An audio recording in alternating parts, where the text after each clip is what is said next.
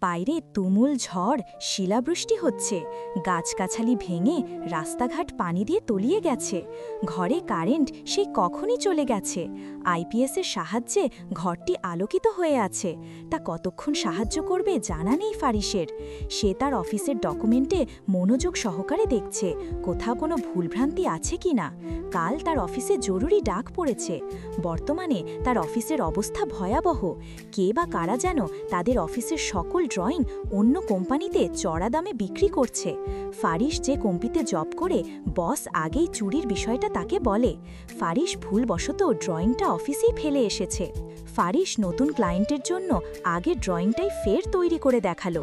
বিল্ডিংয়ের যে design drawing করেছে তা চুরি হয়ে গিয়েছে এবং সে ড্রয়িং কেউ মোটা অঙ্কের টাকা নিয়ে বিক্রিও করে দিয়েছে। সে খবর ফারিস আজ পেল।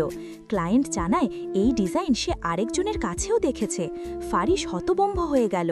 এই ডিজাইন তার সম্পূর্ণ নতুন। পরে তার মনে পড়ল ডিজাইনটা চুরে কি বিক্রি করে দিয়েছে। ওই ক্লায়েন্টকে ফারিস জিজ্ঞেস করল কোথায় দেখেছেন এই ডিজাইন। ক্লায়েন্ট বলল তার ভাগ্নে এই ডিজাইনের একটা বিল্ডিং বানিয়েছে।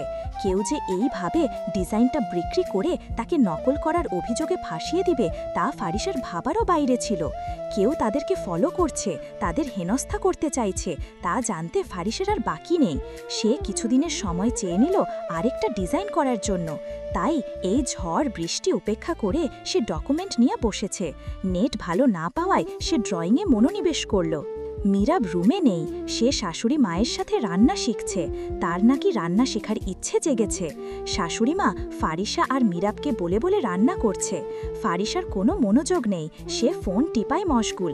রান্না হচ্ছে আর মীরাব হাততালি দিয়ে বলছে, ইয়ে, আরেক রকমের রান্না শিখে ফেলেছি। ড্রয়িং রুমে বসে ফয়সাল জায়েদ তা শুনে মুচকি হেসে জোরে বলে উঠল, আমার মায়েরা আজ রান্না শিখছে। আমার গিন্নির কষ্টের দিন শেষ হলো বুঝি। কবে থেকে মায়েরা রান্না করে খাওয়াবে আমায়? মীরা প্রচণ্ড উত্তেজনা নিয়ে বলে উঠল, বাবা, আমি কাল থেকেই রান্না করব আপনার জন্য। ফারিসার মা বলে উঠল, ঈশ্বর শাহ, আগে তেলে পেঁয়াজ মাছ মাংস দেওয়া শিখো, উল্টানো শিখো, পরেই না রান্না। রান্না এত সহজ নাকি? মীরা বলে উঠল, দাঁড়াও, এখনই দিয়ে দেখাচ্ছি। বলেই পেঁয়াজ কড়াইয়ে ছেড়ে দিল। কড়াইয়ে হাত লেগে খানিকটা বেঁকে গিয়ে গরম তেল পড়ল মীরাবের হাতে, কিছুটা পায়ে। আতকে উঠল মেয়েটা। ফারিসার মা গ্যাসের চূড়া বন্ধ করে ড্রয়িং রুমে এনে মীরাবকে বসালো। মীরাবের চোখ পানিতে টইটম্বুর। এর মধ্যে ফারিসা ফারিসকে কয়েক দফা ডেকে হাঁপিয়ে গেছে। বিরক্তি হয়ে ডাকা বন্ধ করে দিয়েছে মেয়েটা। ফারিসার মা চিন্তিত ভঙ্গিতে কোথায় কোথায় পুড়েছে যত্ন সহকারে দেখছে। শ্বশুর মাথায় হাত বুলিয়ে দিচ্ছে। ফারিসা পুড়ে যাওয়া জখমে বরফ লাগিয়ে দিচ্ছে তার ননদরূপী বান্ধবী। মুখে সকলেরই কষ্টের ছাপ।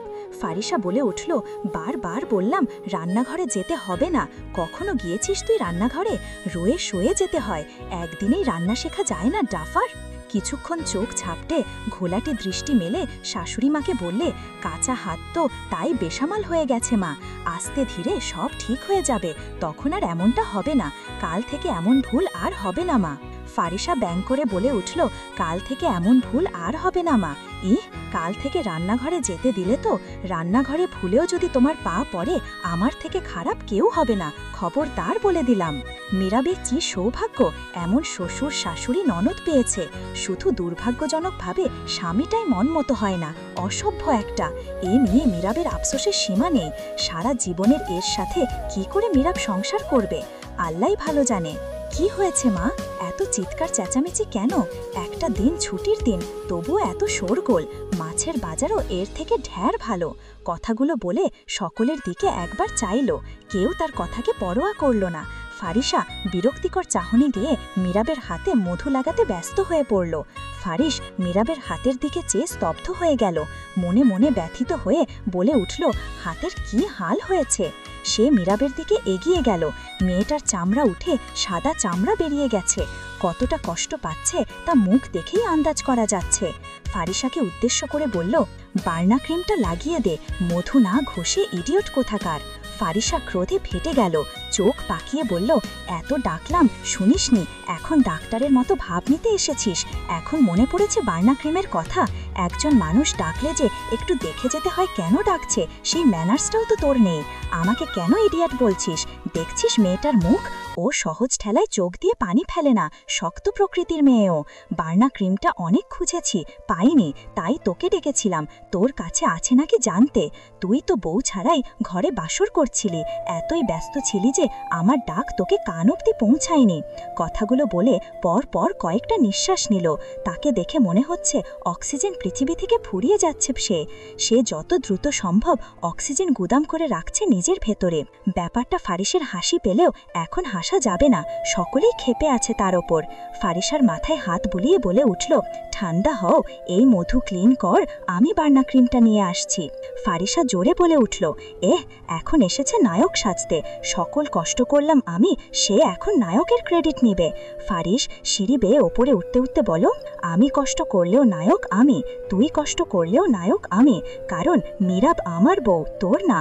নায়ক হওয়ার চেষ্টা না করে আমার বউয়ের মতো নায়িকা হওয়ার চেষ্টা কর, তবেই না নতুন নতুন নায়কের দলেরা তোর পিছে হুমড়ি খেয়ে পড়বে। ফারিসা চিৎকার করে তার মাকে বলল, ছেলেকে ঠিক করতে, এমন বেয়াদব ছেলে তাদের আদরের কারণেই হয়েছে। ফারিসা হাতে ঠান্ডা পানি ঢালছে, উদ্দেশ্য মধুগুলা হাত থেকে সরিয়ে ফেলা। বান্ধবীর দিকে ব্যথিত দৃষ্টি ফেলে বলে উঠল, দোস্ত বেশি জ্বালা করছে, ডাক্তারের কাছে নিয়ে যাব। ফারিসার আশায় থাকিস না, ও একটা অমানুষ, বউ ব্যথা পেয়েছে আর বেডা দরজা আটকে কাজের সাথে বাসর করছে। দোস্ত টানা 1 বছর ওর সাথে কথা বলবি না, বাপির বাড়ি চলে যা। ফারিস এসে ফারিসার কান মুচড়ে ধরল, বলে উঠল, আমার সদ্য জন্মানো সংসার কুটনি বুড়িদের মতো ভাঙার পায়তারা করছিল ফারিসা, তোকে কিন্তু আমি বিখ্যাত শুটকিওয়ালার সাথে বিয়ে দিব। আমার আবার শুটকি খুব প্রিয়, বোনের স্বামী শুটকি ব্যবসায়ী হলে আমাদের আর শুটকি কিনে খেতে হবে না, অফুরন্ত শুটকি থাকবে, যখন তখন খাবো। আহা, ভাবতেই কি শান্তিময় ফিলিংস জাগে মনে।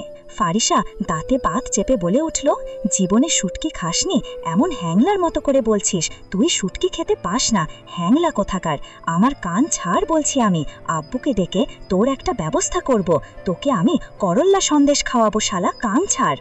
মীরাব হাঁ করে ভাই বোনের বেফাস কথা শুনছে, একবার ফারিসের দিকে তাকাতে ব্যস্ত তো আরেকবার ফারিসার দিকে। মীরাব বলে উঠল, তোরা ঝগড়া পরে কর, ফারিসা আমার মাথা ঘুরছে। বলেই পড়তে নিল, ফারিস ধরে ফেলল মীরাবকে। ফারিস মুচকি হেসে বলে উঠল, এত আগেই আমায় ফুপ্পি বানিয়ে দিলি, যা মাফ করে দিলাম আজকের মতো। ফারিস লজ্জা পেয়ে বলে উঠল, বেয়াদব, বড় ভাইয়ের সাথে কিভাবে কথা বলতে হয় কোনো কমন সেন্স নেই, ডাফার একটা। থেমে কিছুক্ষণ পরে বলে উঠল, আমার বউর কিছু হলে তোর কপালে শুটকি ব্যবসা করা ছেলেই জুটবে, ফাইনাল। বাই দ্য ওয়ে, তোর ফুপ্পি হওয়ার মতো ওসব কিছু করা হয়নি এখনো। বান্ধবীকে সুন্দর রোম্যান্টিক জ্ঞান দিস, আমার কাছে আসতেই চায় না। ফুপ্পি হতে গেলে ভাবিকে হাজবেন্ডের সাথে কি কি রোম্যান্স করতে হয় সকল কিছু শিখিয়ে দিও, রোম্যান্টিক বানিয়ে দিস। আমার কাছে না আসলে তো আর তুই ফুপ্পি হতে পারবি? ফারিসা হাতে ঘুষি মরে বলে উঠল, ভাই হস তুই আমার, একটু লাজ লজ্জা রাখ তুই। ফারিস বলে উঠল, তোর কথা শুনে আমি ভাষাহীনতায় ভুগছি, এলোমেলো হয়ে যাচ্ছে সব কথা। মীরাব তোর নাম অসভ্য রেখে খুব একটা ভুল করেনি, আমি শুধু শুধু মীরাবকে ভুল বুঝে আবুল তাবুল বলেছিলাম। ফারিস বাঁকা হেসে বলল, তখন তো খুব বলেছিস আমি বাসর করছি, ব্লা ব্লা ব্লা, এখন আমি বলেছি তাই দোষ হয়ে গেল। তোমার বেলায় 16 আনা, আমার বেলায় 1 আনাও না। কি মারাত্মক রে তুই ফারিসা, মহিলা মানুষ মানে পল্টিবাজ। তোর ভাবি তোর থেকেও আরেক ধাপ ওপরে আছে, আমার মতো এমন ভদ্র, শান্ত, নির্ভেজাল, ইনোসেন্ট, কিউট, আকর্ষণীয়, সুদর্শন ছেলের কপালে এমন দজ্জাল বোন তো সেই কবেই জুটেছে। তার থেকেও আরেক ধাপ ওপরে দজ্জাল বউ, সেও আমারই কপালে। নিশ্চয়ই বড় কোনো ধরনের পাপ করেছিলাম পূর্বে, না হলে শত শত শান্ত, নম্র, ভদ্র মেয়ে থাকতে এমন দজ্জাল বোন আর বউ কেন জুটল? আল্লাহ, আমার কোন পাপের জন্য এমন দজ্জাল বউ ও বোন জুটল? আমি ভয়ে আছি কবে ভাবি ননদ মীরে আমার বিরুদ্ধে পরিকল্পনা করে কে জানে। বলতে বলতে মীরাবকে কোলে করে বেডরুমের দিকে ছুটল। মীরাবকে কোলে তোলে খাটে শুইয়ে দিল ফারিস। হাতের জখমের দিকে ব্যথিত নয়নে চাইল। ফারিস সকল বউদের দেখে কাজ না করার বাহানা করে, কাজ করতে চায় না। আর সে পেয়েছে উল্টো, বউ কাজ করার জন্য বাহানা খুঁজতে থাকে। বউ সে একের ভেতরে সব পেয়েছে ভেবেই ফারিসের মন মুহূর্তর মাঝেই ফুরফুরে হয়ে গেল। হাতের জখম আরেকবার দেখে সিদ্ধান্ত নিল বিকেলেই বউকে নিয়ে হসপিটালে নিয়ে যেতে হবে। বউকে নিয়ে সামান্য রিস্কও নেওয়া যাবে না। তার বুক ভারী হয়ে যাচ্ছে, নিঃশ্বাস নিতে কষ্ট হচ্ছে। কিছুক্ষণ বউয়ের দিকে তাকিয়ে বউকে খুঁটিয়ে খুঁটিয়ে দেখছে। কত সুন্দর তার বউ, কি সুন্দর তার ঠোঁট দুটো, টানা টানা চোখ দুটি। ইস, কি মায়া মায়া চেহারা, দেখলেই চুমু খেতে ইচ্ছে করে। ইচ্ছে করেছে মানে খেতে হবে। টুস করে সে মীরাবের সুস্থ হাতে চুমু খেয়ে নিল, মীরাবের অগোচরে। ফারিসা তা দেখে মুখ টিপে হেসে যাচ্ছে। ফারিসের মা ছেলের এমন বেপরোয়া কাজ দেখে মুহূর্তের মাঝেই স্থান ত্যাগ করল। ফারিসা গলা খাকারি দিয়ে বলে উঠল, মেয়েটা এখন সজ্ঞানে নেই, তাই সুযোগ নিচ্ছিস ভাইয়া? সারা রাত এসব করার জন্য পড়ে থাকে, তখন এসব করেও তো স্বাদ মিটে না বেহায়া মানুষ। মা বোন দরজায় দাঁড়িয়ে আছে, সেদিকে খেয়াল নেই। মা বেচারি লজ্জা পেয়ে চোখ লুকিয়ে দ্রুত রুম ত্যাগ করল। তার এমন নির্লজ্জ ছেলের কাহিনী সে আজ লাইভ দেখেছে, আজ আর মুখী হবে না। কথাগুলো বলে ফারিসা রুমে প্রবেশ করল। ফারিস কিছুটা লজ্জা পেয়ে মাথা চুলকে এদিক ওদিক তাকিয়ে লজ্জা ঢেকে বলল, খুব পেকে গিয়েছিস, ও অসুস্থ তাই কিছু বললাম না। ফারিস গ্লাস থেকে কিছু পানি হাতে নিয়ে মীরাবের মুখে ছিটিয়ে দিল। জ্ঞান ফিরছে না মীরাবের। ফারিসের বুকে কামড় দিয়ে উঠল, মীরাবের কিছু হলে না তো? সাফিম ও আরিফা আজ হসপিটালে এসেছে তাদের ভালোবাসার সাফাকে নিয়ে। কিছুদিন ধরে সাফার ঠান্ডা লেগে যাতা অবস্থা, তাই আজ দিকবিদিক না দেখে হসপিটালে নিয়ে এসেছে। বাচ্চাটা কেমন নীরব হয়ে গেছে। গত পরশুও সাফিমের সাথে আদুরে ভাষা দিয়ে ভালোবাসা প্রকাশ করছিল। সাফিমের কষ্টে বুকটা ফেটে যাচ্ছে, মেয়েটা কেমন নেতিয়ে গেছে। সাফিম তো ভেবেছে মেয়ে সুস্থ হলে একটুও অবহেলা করবে না সে, ঠিক মতো খাওয়াবে, গোসল করাবে, ঘুরতে নিয়ে যাবে। কবে যে এই ছোট্ট সোনাটা বড় হবে, তা আধো আধো গলায় বাবা ডাকবে, তা ভেবে সাফিম ফুস করে নিঃশ্বাস ত্যাগ করল। সাফিম কতক্ষণ যাবৎ সিরিয়ালে দাঁড়িয়ে আছে। সাফা কিছুক্ষণ পর পর কেঁদে কেঁদে জানান দিচ্ছে পরিবেশ তার মোটেও পছন্দ হয়নি। বাবা মায়ের দিকে ব্যথিত দৃষ্টি ফেলে যেন বুঝাতে চাইছে তাকে নিয়ে সরে যাও, এখানে আমার ভালো লাগছে না। দীর্ঘ সময় পার করার পর সাফিমদের সিরিয়াল। অপেক্ষার অবসান ঘটিয়ে কক্ষে প্রবেশ করল সাফিম, আরিফা ও কোলে ছোট্ট সাফা। ডাক্তার ছোট্ট সাফাকে দেখে কোলে তুলে নিল। সকলভাবে নেড়ে চেড়ে বুঝার চেষ্টা করল বাচ্চার সমস্যা কি। ডাক্তার হঠাৎ বলে উঠল, ভেতরে প্রচুর ঠান্ডা লেগেছে। এত ঠান্ডা এত ছোট বাচ্চার কি করে লাগলো মিসেস সাফিম? আরিফা মিনমিন করে বলল, এটা আমিও বুঝতে পারছি না স্যার, ও কিছুদিন ধরে কিছু খেতে চাইছে না, যাই খায় বমি করে উগড়ে দিচ্ছে। এতটা ঠান্ডা কি করে লাগলো স্যার, বুঝতেই পারছি না। ডাক্তার সাফাকে চেক আপ করে প্রেসক্রিপশন লিখে দিল। বলতে ভুলল না, বাচ্চাকে যত্ন করবেন মিসেস সাফিম, প্রেসক্রিপশন ফলো করলেই বাচ্চা মোটামুটি সুস্থ হয়ে যাবে। আরিফা আর সাফিম সাফাকে কোলে নিয়ে প্রেসক্রিপশনটি হাতে নিল। ডাক্তারকে বিদায় দিয়ে কক্ষ ত্যাগ করল। ফারিসার অবস্থা পাগল প্রায়। সে সময় নষ্ট না করে মীরাবকে কোলে তোলে গাড়িতে বসালো। ড্রাইভিং সিটে বসার সময় ফারিসা ও ফারিসার আম্মু পিছে বসল। শো শো করে গাড়ি ছুটে চলল হসপিটালের দিকে। মীরাবকে হসপিটালে আনার পরই ডাক্তার চেক আপ করা শুরু করে। হাতের জখম ড্রেসিং করে কিছুক্ষণ লেপ্টে রাখে। ডাক্তার যাওয়ার আগে বলে গিয়েছে, জ্ঞান অতি শীঘ্রই ফিরবে, আপনারা ধৈর্য রাখুন, বলে তারা চলে গেলেন। কিছুক্ষণ পর মীরাবের জ্ঞান ফিরে আসলো। তা দেখে ফারিসের খুশির অন্ত নেই। সে জোরে জোরেই একবার বোনকে তো আরেকবার মাকে ডেকে যাচ্ছে। ডাক শুনে ফারিসা ও তার মা ছুটে এলো।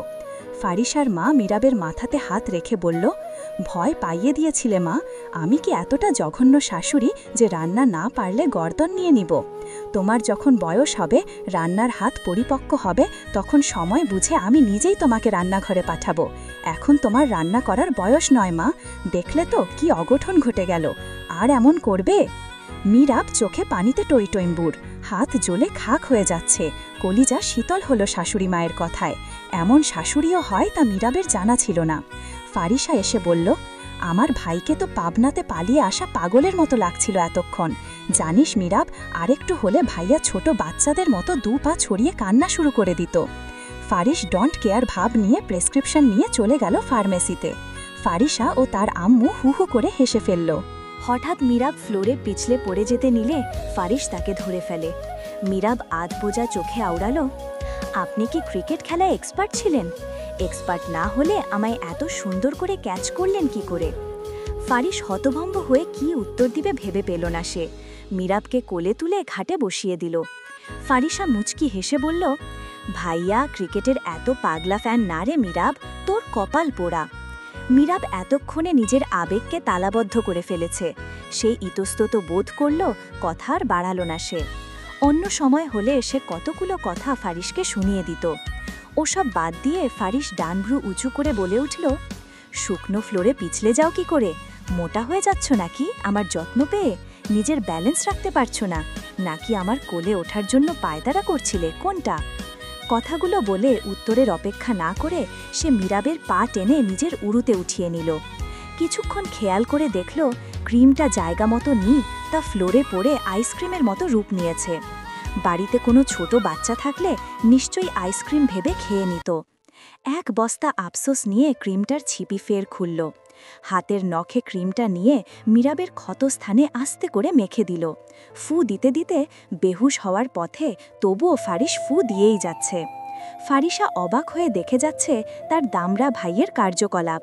মিরাব অসহায়ভাবে ফারিসার দিকে তাকিয়ে ফারিসার কান টেনে বসালো। দাঁতে দাঁতে চেপে বলল, ন্যাকামিপনা বাদ দিয়ে রুম থেকে বিদায় হন ফার্স্ট। আপনার এই আদিক্ষেতা আমি জাস্ট নিতে পারছি না। পাশে একটা যে দাঁড়ায় বোন আছে সেই খেয়াল আছে? ফারিস এবার কিছুটা বিরক্ত হয়ে বলল, ঠিক এই কারণে তোর বিয়ে হচ্ছে না ফারিসা।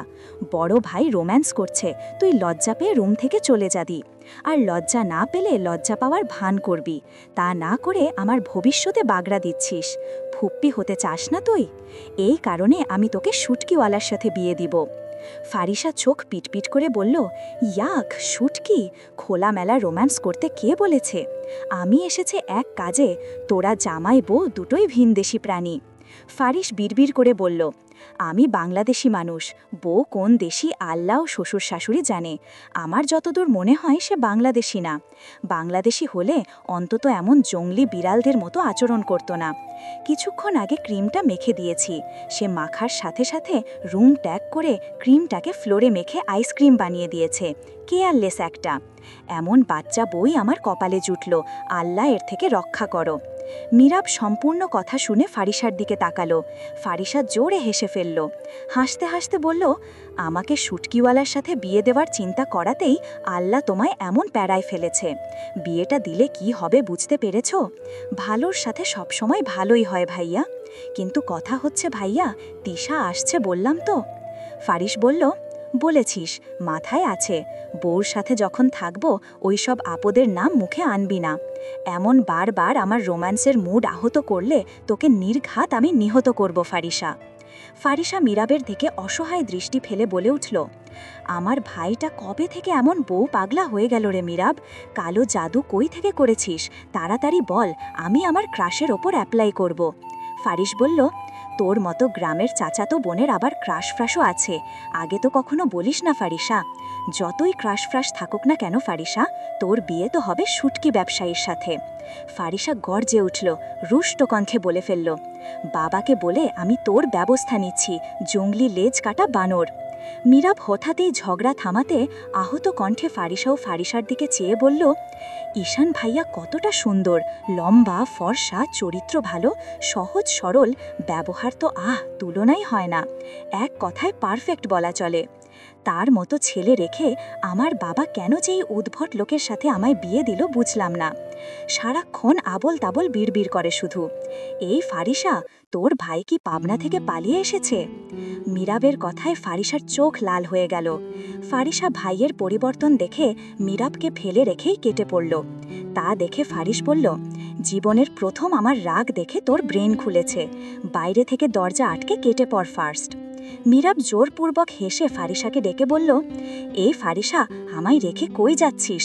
আমাকে নিয়ে চল, আমি না তোর একমাত্র ভাবি প্লাস বান্ধবী। ফারিসা যেতে যেতে বলল, নিজে বাঁচালে বাপের নাম, জান বাঁচানো ফরজ ভাবি প্লাস বান্ধবী, রাগ করিস না, ভাগ ফারিসা ভাগ। কথাগুলো বলে বাইরে থেকে দরজা আটকে দিল। মীরাব খাট থেকে উঠতে নিলেই ফারিস খপ করে মীরাবের হাত ধরে টেনে নিজের কোলে বসালো। মীরাব ফারিসকে দেখে হাসার চেষ্টা করল। হাত জোরে চাপতেই মীরাব চোখ বুজে ফেলল। ঈশানকে? দাঁতে দাঁতে চেপে বলল ফারিস। মীরাব হেসে বলল, কে ঈশান? আমি তো চিনি না, হে হে। হাত চেপে নিজের সাথে মিলিয়ে ফেলল ফারিস। হাত ছেড়ে দিয়ে চুলে হাত রেখে বলল, ঈশান কে? মীরাব ফারিসের দিকে চেয়ে বলল, আপনাদের ভাই বোনের ঝগড়া দেখে ঝগড়া থামাতে আমি বলেছিলাম, ঈশান নামক বস্তুটাকে আমি চিনি না, সত্যি বলছি, শ্বশুরের দামড়া ছেলে। ফারিস রাগ দমন করার চেষ্টা করে হিস হিসিয়ে বলল, কেউ না হলে নামটা সাবলীলভাবে বলতে পারতে না মীরাব?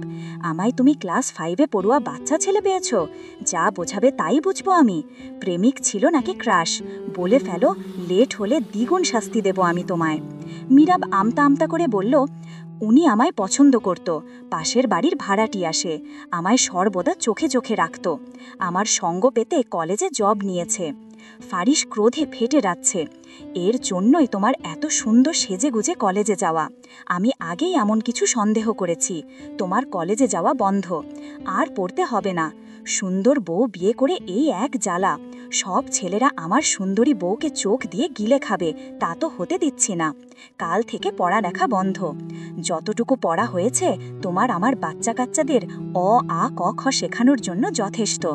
স্বামীকে চোখে হারানোর বদলেই তুমি স্বামীকে রাগিয়ে দিচ্ছ মীরাব, যা নারী সমাজের জন্য মারাত্মক অপরাধ। তোমার এই অপরাধের জন্য শাস্তি হিসাবে থাকছে আকর্ষণীয় গিফট। গিফটটি হলো, তোমার স্বামী আজ থেকে তোমাকে রোম্যান্স কত প্রকার ও কি কি তা শেখাবে, বুঝলে বাচ্চা? মীরাব ফারিসের মিনিটে মিনিটে রং বদলানো দেখে গিরগিটি বেচারার জন্য কষ্ট হচ্ছে। কিছুদিন পর গিরগিটিকে দেখিয়ে মানুষ কোনো উদাহরণ দিবে না। সকলে কিছুদিন পর গিরগিটির জায়গায় ফারিস ফারিস বলে গালাগাল দিবে। তা তো সমস্যা ছিল না মীরাবের, বউ হয়েই হয়েছে যত নষ্টের মূল। রাস্তাঘাটে মানুষ তাকে দেখে বলবে, গিরগিটির বউ। এত বড় অনিষ্ট কি করে হলো তার সাথে? সে এই ব্যাপারে বাবার সাথে গুরুত্বপূর্ণ আলোচনা সভা বসাবে। মীরাব চিন্তার বাঁধ ভেঙে গেল ফারিসার কথায়। ফারিস চুল হালকা টেনে বলে উঠল, কি গো বউ, স্বামীর কোলে বসে এই কোন ভাবনায় তলিয়ে গেলে তুমি? আমাকে নিয়ে খারাপ ভাবনা ভাবছ তুমি? তলে তলে এত দূর, দুষ্ট মেয়ে, আমি লজ্জা পাই না। কথাগুলো বলে এক হাত দিয়ে চোখ ঢেকে ফেলল। মীরাব ফারিসের গলা বরাবর কামড়ে দিল। হালকা রক্ত বেরিয়েছে, তবুও ফারিস শান্ত। মুচকি হেসে বলে ফেলল, বউর দেওয়া প্রথম ভালোবাসা। ফোনটা দাও তো, একটা ছবি তুলে রাখি, কাল গিয়ে ছবিটা বের করে বাঁধিয়ে নিয়ে আসবো ঘরে টানিয়ে রাখার জন্য। আমার জীবনের ফার্স্ট লাভ বাইট, এমনি এমনি তো বাদ দেওয়া যাবে না। আমার ভবিষ্যৎ প্রজন্ম এই ছবি দেখিয়ে তাদের বউকে রোম্যান্স ক্লাস করাবে। মীরাব ফারিসের মিনিটে মিনিটে রং বদলানো দেখে গিরগিটি বেচারার জন্য কষ্ট হচ্ছে। কিছুদিন পর গিরগিটিকে দেখিয়ে মানুষ কোনো উদাহরণ দিবে না। সকলে কিছুদিন পর গিরগিটির জায়গায় ফারিস ফারিস বলে গালাগাল দিবে। তা তো সমস্যা ছিল না মীরাবের, বউ হয়েই হয়েছে যত নষ্টের মূল। রাস্তাঘাটে মানুষ তাকে দেখে বলবে, গিরগিটির বউ। এত বড় অনিষ্ট কি করে হলো তার সাথে? সে এই ব্যাপারে বাবার সাথে গুরুত্বপূর্ণ আলোচনা সভা বসাবে। মীরাব চিন্তার বাঁধ ভেঙে গেল ফারিসের কথায়। ফারিস চুল হালকা টেনে বলে উঠল, কি গো বউ, স্বামীর কোলে বসে এ কোন ভাবনায় তলিয়ে গেলে তুমি? আমাকে নিয়ে খারাপ ভাবনা ভাবছ তুমি? দুষ্ট মেয়ে, আমি লজ্জা পাই না। কথাগুলো বলে এক হাত দিয়ে চোখ ঢেকে ফেলল। মীরাব ফারিসার গলা বরাবর কামড়ে দিল। হালকা রক্ত বেরিয়েছে, তবুও শান্ত। মুচকি হেসে বলে ফেলল, বউর দেওয়া প্রথম ভালোবাসা। ফোনটা দাও তো, একটা ছবি তুলে রাখি, কাল গিয়ে ছবিটা বের করে বাঁধিয়ে নিয়ে আসবো ঘরে টানিয়ে রাখার জন্য। আমার জীবনের ফার্স্ট লাভ বাইট, এমনি এমনি তো বাদ দেওয়া যাবে না। আমার ভবিষ্যৎ প্রজন্ম এই ছবি দেখিয়ে তাদের বউকে রোম্যান্টিক ক্লাস করাবে। ড্রয়িং রুমে তিশা তার ফ্যামিলি নিয়ে অধীর আগ্রহে বসে আছে। তিশা পরপর 3 বার ফারিসাকে পাঠিয়েছে ফারিসকে ড্রয়িং রুমে আনার জন্য। 3 বার ফারিস আসছি বললেও সে আসছে না। তাই তিশা বাধ্য হয়ে ফারিসের রুমে যাওয়ার জন্য উদ্যত হল। দরজায় নখ দিয়ে টোকা দিল 3 বার। ফারিস বিরক্ত হয়ে বলে ফেলল, সারা জীবন তোকে স্বামী ছাড়াই থাকতে হবে, ইডিয়ট। বারবার বলছি ওই তিশা আসুক, চলে যাক, না হয় থাকুক, ও আসলে আমায় বিরক্ত করবি না, বলে দিবি ভাইয়া বাসায় নাই। তা না করে বারবার নখ করে আমার ভবিষ্যৎ প্রজন্মকে আসতে বাধা কেন দিচ্ছিস? তিশা আরেকবার নখ করল। এবার ফারিস বাধ্য হয়ে দরজা খুলল। খুলে চর মারার জন্য হাত তুলল। তিশাকে দেখে হাত নামিয়ে ফেলল। বাংলার পাঁচের মতো মুখ করে বলল, ওহ তুই, ভেতরে আয়। ফারিস বিড়বিড় করে বলল, এই কাবাবের হাড্ডির আগমনে ফারিস একদমই সন্তুষ্ট নয়, একে বিদায় করতে হবে যত দ্রুত সম্ভব। তিশা ঘরে ঢুকে ফারিসকে জড়িয়ে ধরে বলল, আমি তোমায় কত ভালোবাসি ফারিস ভাইয়া, তুমি তো সবাই জানো, তবুও কেন তুমি আরেক মেয়েকে বিয়ে করলে? আমি খবরটা শুনে 3 দিন কিছু খেতে পারিনি। ফারিস বিরক্ত হয়ে তিশাকে নিজের থেকে ছাড়িয়ে বলল, আহারে, 3 দিনের অনাহারে ভুগছে আমার বোনটা। খালু বাবা মেয়েকে না খাইছে, টাকা জমাচ্ছে। আহারে, বলি কি তিশা, শোন, আমাদের বাসায় যতদিন থাকবি মন প্রাণ পেট ভরে খেয়ে যাবি, কেমন? তিশা ফের ফারিসকে জড়িয়ে ধরে বলল, আমি সুন্দরের দিক থেকে কোনো অংশে কম ফারিস ভাইয়া। এক হাত ফারিসের গালে হাত রেখে করুণ দৃষ্টিতে তাকিয়ে কিছু বলতে যাবে, অমনি মীরাব গোসল সেরে বেরিয়ে আসলো। মীরাব ড্রেসিং টেবিল থেকে হেয়ার ড্রায়ারটা নিয়ে চুল শুকাতে শুকাতে বলল, ভাই বোনের প্রেম লীলা বাইরে গিয়ে করুন, আমার রুমে এসব নষ্টামি করার অনুমতি নেই। ফারিস মীরাবকে দেখে তিশাকে তাড়াতাড়ি নিজের থেকে ছাড়িয়ে নিল। ততক্ষণে মীরাব নিচে চলে গিয়েছে। ফারিস দাঁতে দাঁত চেপে তিশাকে বলল, বিয়ে হয়েছে, আমার নষ্টা মেয়েদের মতো আমায় গায়ের ওপর পড়তে আসবি না, এটা তোর ফার্স্ট অ্যান্ড লাস্ট ওয়ার্নিং। কথাগুলা মীরাব শুনেও না শোনার ভান করে চলে গেল। তিশার মা, বাবা আর ভাইয়ের সাথে ফারিসের মা মীরাবের পরিচয় করিয়ে দিল। মীরাব তিশার মা বাবাকে সালাম দিয়ে কুশল বিনিময় করে কিচেনে চলে গেল। ফারিসের মা মীরাবকে দেখে বেজায় ক্ষেপে গিয়ে বলল, এখন কি মুখ পুড়ারে এসেছো বৌমা? মীরাব আমতা আমতা করে বলল, বাড়িতে মেহমান এসেছে আম্মু, আপনার ছোটখাটো সাহায্য করব, কিছু হবে না, আমার খেয়াল রাখব। ফারিস কথা কেড়ে নিয়ে বলল, তুমি আর খেয়াল দরকার নেই, চলো আমার সাথে। ফারিস মীরাবের হাত ধরতে নিলেই মীরাব ফারিসের হাত থেকে নিজের হাত ছাড়িয়ে নিয়ে বলল, বাড়িতে মেহমান এসেছে, এতক্ষণ যেদিকে খেয়াল দিয়েছিলেন ওদিকেই থাকুন, বলে মীরাব পেঁয়াজ কাটতে নিল।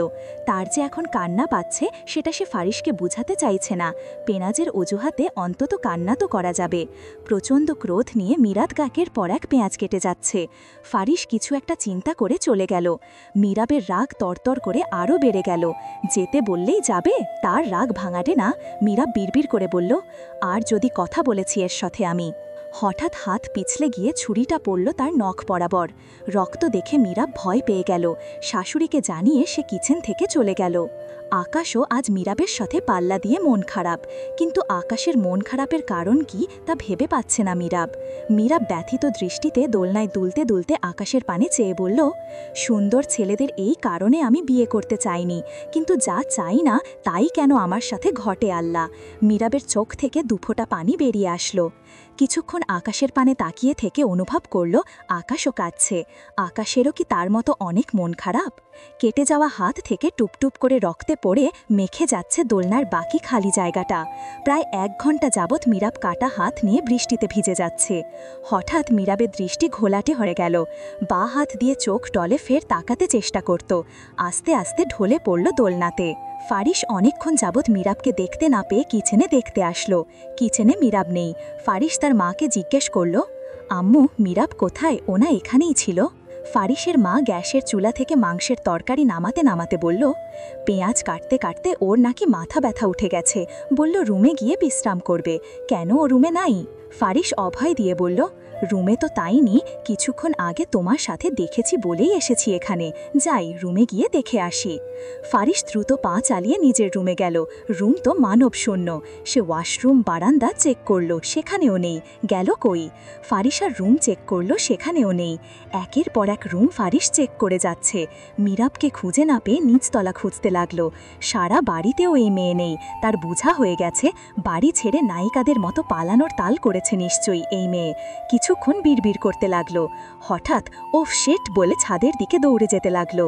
ছাদে তো কোনো কাক পক্ষীও নেই। চলে যেতে নিলেই একটা আঁচল দেখতে পেল দোলনায়। সামনে গিয়ে দেখল মীরাব শুয়ে আছে। সে বলে উঠল, এই মেয়ে ওঠো ওঠো বলছি, কি অবস্থা, রুমে শোয়ার ব্যবস্থা নেই নাকি, খাট নেই? মীরাবের কথা না শুনে পালস চেক করল। শরীর ঠান্ডা হয়ে আছে মীরাবের, পালস রেটও লো হয়ে আছে। দোলনায় রক্ত দেখে মীরাবের হাত দেখতে লাগলো। তবে কি হাতের রক্তের কারণেই এই পানি লাল? ওহ গড বলে সে মীরাবকে কোলে তুলো রুমে নিয়ে গেল। ফারিসাকে ডেকে নিয়ে আসলো সে। ফারিসা মীরাবের ড্রেস চেঞ্জ করে মীরাবকে রুমে রেখে চলে আসলো। ফারিসকে দেখে বলল, ওর এই অবস্থা কেন ভাইয়া, কি হয়েছে? ফারিস বোনকে সব কথা খুলে বলল। ফারিসা রেগে বলল, আমি জানতাম ওই মেয়ে খুব চালাক, তাই বলে এত ফার্স্ট জানা ছিল না। তোকে আমি সাবধান করেছিলাম, তুই তো আমলেই নিসনি, ডাফার একটা। মীরাব তোকে ভালোবাসে, বুঝিস কিছু তুই? মেয়েটাকে এত হার্ট করছিস, যেদিন তোকে ফেলে চলে যাবে সেদিন বুঝবি, তখন এই তিশাকে বিয়ে করে জড়িয়ে থাকিস সারা জীবন। ফারিস বিরক্ত হয়ে বলল, শুটকিওয়ালার বউ চুপ থাক, আমার প্ল্যান কখনো ফেল হয়েছে? ফারিসা বিরক্ত হয়ে বলল, না। ফারিস বলল, এবারও হবে না, চিলম্যান। চেয়ার টেনে নিয়ে দেওয়াল থেকে ছোট একটা চারকোনা যন্ত্র হাতে নিয়ে চুমু দিয়ে বলল, হ্যাঁ, আমার ট্রাম্প কার্ড। টানা ২৪ ঘণ্টা অজ্ঞান থেকে মীরাব চোখ খুলল দুপুর ২টায়। আধো আধো চোখে তাকিয়ে সে নিজের অবস্থান দেখে নিল। আশেপাশে তাকিয়ে কাউকে দেখতে পেল না। সে বিছানায় ভর দিয়ে উঠার চেষ্টা চালালো। ১০ বার চেষ্টার মাধ্যমে সে উত্তীর্ণ হল। উঠে কতক্ষণ ভাবতে লাগলো তার সাথে ঠিক কি হয়েছে। ফারিস গোসল সেরে রুমে প্রবেশ করল। মীরাবকে নড়াচড়া করতে দেখে কপাল কুঁচকালো। সে তোয়ালেটা চেয়ারের ওপর রেখে মীরাবের পাশে বসল। ফারিস মীরাবের মাথায় হাত রেখে বলল, এখন কেমন লাগছে? বৃষ্টিতে কেন ভিজলে বলো তো? কেমন জ্বর বাঁধিয়ে ফেলেছ? আমরা কেউ রাতে ঘুমাতে পারিনি তোমার অসুস্থতার জন্য। রাতে কিছুক্ষণ পর পর ইকেপে উঠেছ, রাতের ঘুম হারাম করে দিয়েছ। মীরাব রাগান্বিত হয়ে বলল, আপনার প্রিয় ঘুমকে তো আমি হারাম করতে বলিনি। বলেছি কি, যেভাবে পড়েছিলাম ওইভাবেই থাকতে দিতেন, নাকি স্ত্রী বলে করুণা করছেন? আপনার করুণা আমি চাই না, বুঝেছেন? আপনার করুণা আপনার কাছেই রাখুন মিস্টার ফারিস, আমার ব্যাপারে কোনো নাক গলাতে আসবেন না। যে কাজে ব্যস্ত ছিলেন ওই কাছে মন দিয়ে থাকুন, আমার সাথে কোনো অহেতুক বাচলামি করতে আসবেন না। ফারিস কথাগুলো বিজ্ঞদের মতো করে শুনল। শেষের বাক্য শুনে তার কপাল খানিকটা কুচকালো কপাল সোজা করে জিজ্ঞেস করল, বাচাল শুনেছি, বাচলামি আবার কি? অর্থ কি? নতুন নতুন শব্দ বানাচ্ছ আজকাল। মীরাব বিরক্ত হয়ে লেপ দিয়ে মুখ ঢেকে শুয়ে রইল। ফারিস চুল তোয়ারে দিয়ে মুছে চুলগুলা ব্রাশ করল। ফারিসাকে ডেকে খাবার পাঠাতে বলল।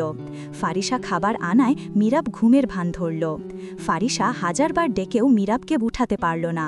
বিরক্ত হয়ে ভাতের থালা সাইডের টুলে রেখে ফারিসের দিকে রাগী চোখে তাকিয়ে বলল, আমার তো বউ না, তোর বউ তুই, তোর বউকে খাওয়া, আমি যাই। এদের কাহিনী দেখে বিয়ে করার ইচ্ছেটা আমার আত্মহত্যা করেছে। উফ, জঘন্য। ফারিসা রেগে হন হন করে বেরিয়ে গেল। ফারিস একটা দীর্ঘশ্বাস ফেলে বলল, এইটুকুতে এই অবস্থা তোর ফারিসা? তাহলে চিন্তা কর আমি কেমন করে এসব সহ্য করি। মীরাব মুখ থেকে লেপ সরিয়ে প্রশ্ন করল, কি এমন সহ্য করছেন আপনি? ফারিস আতকে উঠলেও প্রকাশ করল না। সে উল্টো প্রশ্ন করল, একই তুমি না ঘুমোচ্ছিলে? এত তাড়াতাড়ি ঘুম শেষ, নাকি ভন ধরেছিলে? ফারিসকে ভ্যাংচি কেটে মীরাব উঠতে উঠতে বলল, ভং ধরা আমার কাজ নয়। যে বলেছে সে মিনিটে মিনিটে ভং ধরে। বাজে মহিলাদের মতো গায়ে পড়ে ঝগড়া কেমন করে করছে দেখো, ঝগড়াটে মহিলা কথাকার। কথাগুলো বলে মীরাব জিভ কাটল। তারপর আবার বলল, এই না, মহিলা হয় পুরুষ, একদম বাজে পুরুষ। যা গরম পড়েছে আজকাল, যা বলতে চাচ্ছি তাই বিপরীত হয়ে মুখ থেকে বেরিয়ে যাচ্ছে। হে। কথাগুলো বলে আস্তে ধীরে খাট থেকে উঠা দাঁড়ালো। রুম থেকে বেরোনোর জন্য আর এক পা ফেলতেই ফারিস তার হাত খপ করে ধরে ফেলল। মীরা ফারিসের দিকে তাকিয়ে ভ্রু উঁচু করে প্রশ্ন করল, আবার কি? ফারিস মীরাবকে টেনে নিয়ে বিছানায় বসালো। খাবারের ঢাকনা সরিয়ে প্লেটটা হাতে নিল। ভাত মেখে মীরাবের মুখের সামনে ধরল। হাঁ করো ফাস্ট, আমার আরও কাজ আছে। সময় নষ্ট করলে আরেক প্লেট খাবার এনে নিজের হাতে তোমায় খাইয়ে দিব। মীরাবের মুখে এক লোকমা দিয়ে ফের বলল, তোমায় দেখে আজকাল মানুষ কি বলে জানো? আমি নাকি তোমায় আগের দিনের স্বামীদের মতো না খাইয়ে রাখি। এত বড় ষড়যন্ত্র কিভাবে করলে তুমি মীরাব? লোকের সামনে আমাকে এমন করে হেনস্থা করতে চাও?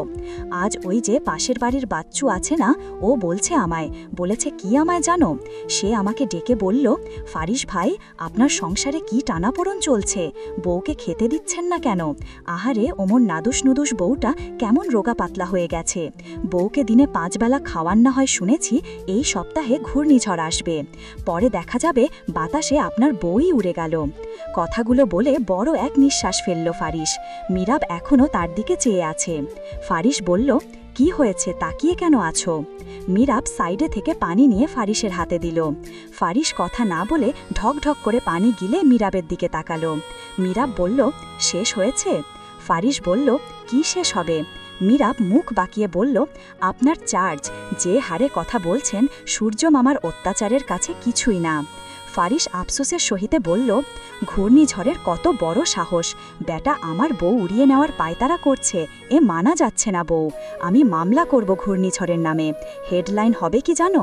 পরের বউ উড়িয়ে নেওয়ার পায়তারা করার জন্য ঘূর্ণিঝড়ের নামে লুচ্চামোর মামলা করা হয়েছে।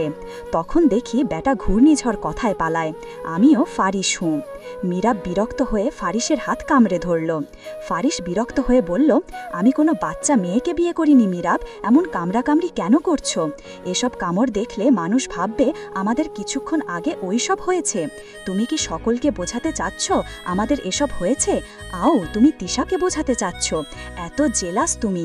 তুমি যদি চাও আরও কামড় দিতে পারো, আমার কোনো আপত্তি নেই। ফারিসের কথা শুনে হাত ছেড়ে দিয়ে বলল, এখন আপনার সময় যাচ্ছে না, আজে বাজে বকছেন কেন? গরমে কি মাথার তার ছিঁড়ে গেল নাকি? কেমন পাগলের সঙ্গে বাবা আমায় বিয়ে দিল, ভবিষ্যৎ আমার পাগলময়। আমি যাচ্ছি, আমাকে আপনার খাইয়ে দিতে হবে না।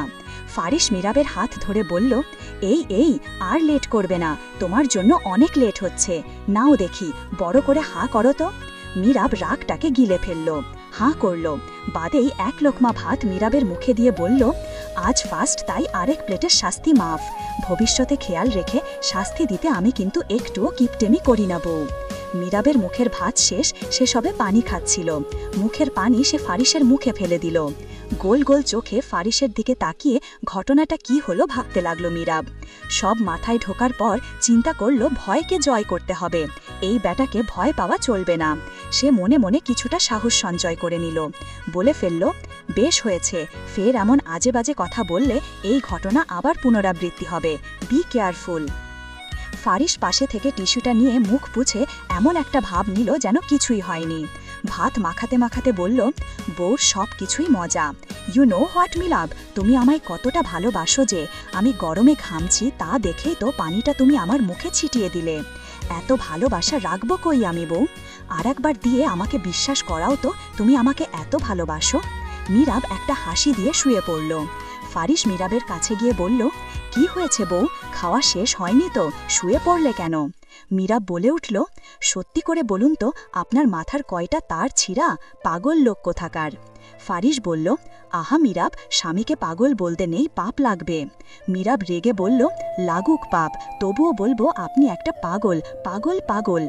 ফারিস 32টা দাঁত বের করে বলল, লস তো তোমারই, মানুষ বলবে ওই দেখো পাগলের বউ, তোমার বন্ধু বান্ধবী বলবে পাগলের বউ, তোমার শত্রুবাসী বলবে পাগলের বউ মীরাব, লা লা লা। নাও তো পাগলের বউ হাঁ করো, আমি প্রথম শুরু করি তোমাকে পাগলের বউ বলে। মীরাব যেন এবার কেঁদেই ফেললে। হাঁ করছে না দেখে ফারিস বলল, কি হয়েছে পাগলের বউ? মীরাব ফারিসের কলার চেপে রাগান্বিত কণ্ঠে বলল, আর একবার আমায় পাগলের বউ বললে আপনাকে খুন করে জেলে গিয়ে বিরিয়ানি খাবো। ফারিস কিছু ভেবে বলল, কিন্তু বউ, এখন কথা হচ্ছে জেলে তো বিরিয়ানি দেয় না, পুরা রুটি আর পাতলা ডাল দেয়, তা খেয়ে তো তুমি আরও শুকিয়ে যাবে। পরে দেখা যাবে জেলের শিক না খুলেই তুমি অনায়াসে বেরিয়ে যাচ্ছ। আমি তো আত্মা হয়েও তোমার পিছু নেব, তখন বাইরে থেকে টানলেই তুমি তো অনায়াসে বেরিয়ে যাবে। আর তাছাড়া আমার কাছে থাকলে তো বিরিয়ানি থেকে শুরু করে রোমান্স, দুষ্টু আদর, কেয়ার সবই পাবে। মারার দরকার কি বউ? কাছে এসো, আর একটু আছে খেয়ে আমার সময়টা বাঁচাও। মীরাব থম গলে বসে রইল। ভাবতে লাগলো, এ কেমন ছেলে তারই কপালে জুটল। এটা কার অভিশাপ হতে পারে? ফারিস মীরাবকে 2 বাহু ঝাঁকিয়ে বলল, এমন বাচ্চাদের মতো তোমায় খাওয়াতে হচ্ছে কেন? না বললে মুখেই নিচ্ছ না, আবার কি হলো? মীরাব বেচারা কান্না আটকাতে হিমশিম খাচ্ছে। মীরাব দৃষ্টি স্থির রেখে মুখটা কাঁদো কাঁদো করে বলল, আমি হতাশ, আমি কিংকর্তব্য বিমূঢ়, আমি আপনাকে কি বলবো খুঁজে পাচ্ছি না। আমি ভাষাহীনতায় ভুগছি, আমার মাথা কাজ করছে না। আপনি এই রুম থেকে বের হন তো, আমি আর নিতে পারছি না। কানেরও একটু আরাম চাই ভাই। বাবা গো, এ কেমন ছেলের সাথে আমায় বিয়ে দিলে? নিশ্চয় পাবনা থেকে পালিয়ে আসা অসুস্থ রোগী। একের পর এক আসবাবপত্র ভেঙে একাকার করছে তিশা। কানে হাত দিয়েই খাটে বসে আছে তিশার বাবা তোফায়েল আহমেদ ও মা ইলা আহমেদ। তারা মেয়ের এই ভয়ঙ্কর রূপের সাথে আগে থেকেই পরিচিত। তোফায়েল সাহেব মেয়েকে মাথায় তুলে রাখতেই পছন্দ করে। কথা 3টে ছেলের পর হাজার সাধনার পুরস্কার এই তিশা। তোফায়েল সাহেব একের পর এক সন্তান নিয়েই গিয়েছে একটা মেয়ের আশায়। এবারও তিশা না হলে সে আরেকবার সন্তান নেওয়ার কোনো দ্বিধা করতেন না। মেয়ে তার ভারী পছন্দের, তাই তিশা ছোট থেকে যা চেয়েছে সব 3 গুণ করে তাকে পুষিয়ে দেওয়া হয়েছে। তোফায়েল সাহেবের ব্যক্তিগতভাবে ফারিসকে খুব একটা পছন্দ নয়, কারণ একটাই, ছেলে খুব বেফাস কথা বলে, লঘুগুরু জ্ঞান নেই, পারে শুধু মার্কামারা হাসি দিয়ে অপর পক্ষকে অপমান করা। তোফায়েল সাহেব বুঝতে পারছে না যে ছেলেটার হাসি দেখে তার গা পিত্তি জ্বলে ওঠে, তারই মেয়ে ঠিক সেই হাসি দেখে কেমন করে পাগলি প্রেমিকা হলো। এই নিয়ে তার যেন দুঃখের আর সীমা নেই। মেয়ে যখনই ধুমধাম পা ফেলে বাবার রুমে এসে বলল, ড্যাড রুমে আছো? ইম্পর্টেন্ট কথা ছিল। খালামণির ছেলেকে আমার খুব পছন্দ, ভালোবাসিও তাও বলতে পারো, কিন্তু কথা হলো সে আমাকে পছন্দই করে না। তাকে আমি বিয়ে করতে চাই, ব্যবস্থা করো তো। শীঘ্রই না করলে আমার অমন ফার্স্ট ক্লাস ছেলে হাতছাড়া হয়ে যাবে। তাকে তো তোমরা ছোট থেকেই চিনো, আশা রাখা যাচ্ছে তোমাদের পছন্দ হয়েছে। আর না হলেও কিছু করার নাই, ফারিস ভাইয়াকে আমার চাই, মনে যেন থাকে। বলেই সামনের দিকে পা বাড়ানোর জন্য এগোতে লাগল। তার আগেই তোফায়েল সাহেব মেয়ের এমন নির্লজ্জ কথা শুনে নেয়ে ঘেমে একাকার। টিস্যু দিয়ে কপালের ঘাম মুছে মেয়েকে বলল, মারে, এ কেমন অনাচার করছিস? ওই ছেলেকে আমার পছন্দ না জেনেও তুই এমন ডিসিশন নিচ্ছিস, বাবার কথা চিন্তা নেই তোর? মেয়ে রেগে বলে ফেলল, তোমারও তো নেই, থাকলে এখন নিজের কথা না ভেবে এক কথায় রাজি হয়ে যেতে, আমার কথা ভেবে। ডিসিশন জানিয়ে দেওয়া জরুরি ছিল, তাই জানিয়ে দিলাম, যাচ্ছি বলে হন হন করে চলে গেল। ফুস করে একটা দীর্ঘ শ্বাস ফেলল তোফায়েল সাহেব। এ ছেলেকে জামাই বানানোর ইচ্ছে তার এক রত্তিও নেই। এই হাপিত্যেশ নিয়েই কি তার বাকি জীবন পার করতে হবে? ফারিসের বিয়ে ঠিক করা সেই ছোটবেলা থেকেই, বাড়ির বড়দের সকলেরই এই কথা জানা, তাই তোফায়েল সাহেব প্রস্তাব দিতেও দ্বিধায় আছেন। তবুও কিছু সাহস জুগিয়ে সে চৌধুরী বাড়িতে পা ফেলেছিলেন। গিয়ে চমকে যাওয়া দৃষ্টি ফেলে কতক্ষণ এদিক ওদিক তাকিয়ে নিজের লজ্জা কাটাচ্ছিল। মেয়ের জন্য কি অনাচার করতে যাচ্ছিলেন তিনি, সে কথাটা গিলে ফেলল। বিয়ের তারিখ শুনে সে বলে ফেলল, ওই দিন আমার ইন্ডিয়া ফ্লাইট, ফ্যামিলি নিয়ে ইন্ডিয়া যেতে হবে, তিশার ডক্টর দেখাতে হবে। এই ফ্লাইট মিস গেলে এই ডক্টর পাওয়া মুশকিল হবে। তিশার চোখের সমস্যা আপনারা তো জানিনি, আপনারা অনুষ্ঠান করুন, আমরা না থাকলেও আমাদের দোয়া তো আছেই। ফারিস ডেটটা পিছিয়ে দিতে চাইলেও তোফায়েল সাহেব বলল, না বাবা, আমাদের অনেক দিন লাগবে, তোমার খালামণির অবস্থাও তেমন ভালো নয়। অনেক জোড়াজড়িতে সে ম্যানেজ করতে পেরেছে। মেয়ে যা তার খ্যাপা বাঘিনী, বিয়ের কথা শুনলে কেননা বিয়ে টাই ভাঙ্গার বুদ্ধি করে। সেদিন বুদ্ধি করে যে সে ইন্ডিয়া নিয়ে গিয়েছিল মেয়েকে, মেয়ে জানলে বিরাট কেলেঙ্কারি হয়ে যাবে তোফায়েল সাহেবের। কানে চেপে কথাগুলো মনে করছিল তোফায়েল সাহেব, তার ঘোর কাটল মেয়ের কথায়। আমি বলেছিলাম আমি ফারিস ভাইয়াকে বিয়ে করব। তোফায়েল সাহেব তুতলিয়ে বলল, হ্যাঁ। তিশা ফের বলল, তো কেন ইন্ডিয়া নিয়ে গেলে আমায়? কেন আমি জানতে পারলাম না ফারিস ভাইয়ার বিয়ে হচ্ছে? তোফায়েল সাহেব চটে গেলেন। ফারিস আর মীরাবের বিয়ে ছোট থেকেই ঠিক ছিল। তোমার জন্য আমি ফয়সাল ভাইয়ের সাথে সম্পর্ক ভাঙতে পারবো না। বিয়ে হয়ে গেছে, এবার ফারিসের ভূত মাথা থেকে ছেড়ে ফেলো, মুভ অন করো। তিশা রেগে গিয়ে ফুলদানি তার বাবার পায়ের সামনে ফেলল। তোফায়েল সাহেবের পায়ে জুতো থাকায় তার পা বেঁচে গেল। তিশার মা ইলার পায়ে কাঁচ বিঁধে গেল। মিসেস ইলা ব্যথা পেয়ে কুকড়ে গেলেন। তোফায়েল সাহেব স্ত্রীর ব্যথিত মুখখানা দেখে বেজায় চটে গেলেন। তিশাকে চর মারায় একটুও কার্পণ্য করলেন না। পর 4টা চর মেরে সে মনের রাগ ক্ষোভ মিটিয়ে স্ত্রীর পাশে বসলেন। মেয়ের আগে সে মেয়ের মাকে ভালোবাসেন। তাদের বিয়ে হয়েছিল প্রণয়ের মাধ্যমে। মিসেস ইলাকে তোফায়েল সাহেব এখনও ছোট বাচ্চাদের মতো ট্রিট করেন। দেখি কোথায় লাগলো। ব্যস্ত হাতখান মিসেস ইলার পায়ে সারা জায়গায় হাত বুলিয়ে দেখতে লাগলো। কাটা স্থান দেখে রুম জুড়ে ফার্স্ট এইড বক্স খুঁজতে লাগলো। ফার্স্ট এইড বক্স থেকে তুলা বের করে ক্ষত স্থানটা পরিষ্কার করে ব্যান্ডেজ করে দিল। মেয়ের দিকে ফিরেও তাকালো না। যাওয়ার সময় বলে গেল, ইলা, তোমার মেয়েকে বলে দিও আমার বউর কিছু হলে আমি কাউকে ছেড়ে কথা বলি না। আমি আমার বোনেদেরও ছেড়ে কথা বলিনি যে এখন এই এক রত্তি মেয়েকে প্রশ্রয় দিব। সে যেন আমার সাথে আর কথা না বলে চলে গেল। মিসেস ইলা মেয়ের পাশে বসে মাথায় হাত দিয়ে বলল, কেন অহেতুক জেদ ধরছিস মা? ফারিসের যেইভাবেই হক বিয়ে হয়েছে, এখন বাদ দেওয়া যায় না। এসবের জন্য আপার সাথে আমি সম্পর্কে কোনো দণ্ড চাচ্ছি না মা। মারে, বুঝতে পারছিস আমার কথা? তিশা মাথা থেকে হাত সরিয়ে বলল, আমি একা থাকতে চাই মা, চলে যাও। মিসেস ইলা মেয়ের চোখ মুছিয়ে দিয়ে বলল, আমি তোর মা, মায়ের কাছে মন খুলে কথা বল। তিশা ঝটকা মেরে মায়ের হাত সরিয়ে দিয়ে বলল, প্লিজ চলে যাও মা। মিসেস ইলা মেয়েকে শক্ত করে জড়িয়ে ধরতে গেলে তিশা ধাক্কা মেরে দেয়। মিসেস ইলা তাল সামলাতে না পেরে পিছে গিয়ে হোঁচট হয়ে পড়তে নিলে তোফায়েল সাহেব এসে তার স্ত্রীকে ধরে ফেললেন। ক্রোধের কণ্ঠে বলল, ইলা, এখনই বাসায় যেতে চাই, না চাইলে বলো একা যাব আমি। মিসেস ইলা স্বামীর রাগের সম্পর্কে অবগত, সে কথা না বাড়িয়ে চলল। তারা চলে যেতেই তিশা দরজা আটকে ফেলল। সোফায় বসে ফারিস অফিসের কাজ করছে। খাটে বসে মিরাব ও ফারিনা লুডো খেলছে। ফারিস আর চোখে মিরাবের দিকে বারবার তাকাচ্ছে। মিরাবের কোনো হেলদুলি নেই। আজব লাগলো ফারিসের কাছে। সে শুনেছে কোনো ছেলে যখন কোনো মেয়েদের দিকে তাকায় সে মেয়ে দ্রুত বুঝে যায়। তবে কি মিরাব মেয়ে না, ছেলে?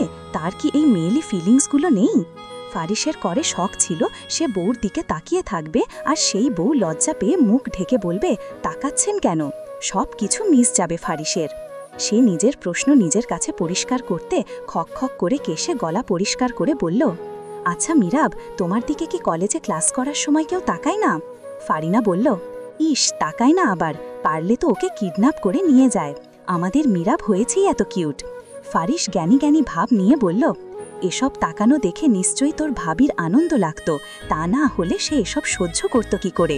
ফারিনা বলল, সহ্য? এই মেয়ের বুক ভর্তি কলিজা। ওর দিকে কে কখন কোন দৃষ্টিতে তাকায় সে তৎক্ষণাৎ বুঝে যায়। বলতে পারিস এটা মিরাবের একটা বিশেষ গুণ। ও কি, তুই এখনো চিনতেই পারিসনি? একবার কি হয়েছে জানিস? সভাপতি ২৬ স্যার মিরাবের হাত ধরে বাজে ইঙ্গিত করেছে। মীরার পাশের নর্দমা থেকে পচা পানি ২ তলা থেকে ওই সভাপতির মাথায় ফেলে পালিয়েছিল। একবার ক্লাসে এক ছেলে ওর দিকে তাকিয়েছিল বলে সে ওই ছেলের ছবি তুলে ওই ছেলের সাথে ভাব জমিয়ে বাড়ি গেছে আমাকে নিয়েই। আন্টিটা ভালো ছিল, আমরা যাওয়ায় অনেক মজার আইটেম করেছিল। ইস, কত মিস করি। এই মীরাব ওই ছেলেকে বিয়ে করলে তোর এমন বুইরা জামাই জুটতো না কপালে। মীরাব আফসোসের সাথে বলল, হ্যাঁ, তুই এত সত্যি কেমনে boss? I love you. Faris চোখ গরম করে তাকাতেই ফারিসা বলল, ওই ছেলের পিক আন্টিকে দেখিয়ে বলেছে এত টাকা ছেলের পিছে খরচ করেন, সে তো সারা ক্লাস এমন করে ড্যাব ড্যাব করে আমায় দেখে। ছেলেটা নগদে পালিয়েছিল। কি যে হাস্যকর পরিস্থিতি ছিল ভাইয়া, তুই যদি থাকতি। ফারিসের দিকে তাকিয়ে হাসি থামিয়ে খেলায় মন দিল। ফারিস মনে মনে বলল, আমি তাকাচ্ছি, তবে সে কেন বুঝছে না? নাকি তাকানোর পারমিশন দিয়েছে? ফারিসের প্রশ্নমাখা মুখ দেখে বাঁকা হেসে বলল, আপনার ভরকানো মুখটা দেখতে মারাত্মক লাগে। কথাটার ইঙ্গিত বুঝে ফারিস পেয়ে গেল তার উত্তর। সেও ঢাকা হেসে কাজে মনোযোগী হলো। তার আজ অনেক কাজ, বউর দিকে আর তাকানো যাবে না, কাজে গোলমাল হবে। রাতে সকলে একসঙ্গে ডিনার করতে বসার সময় হয়ে এসেছে।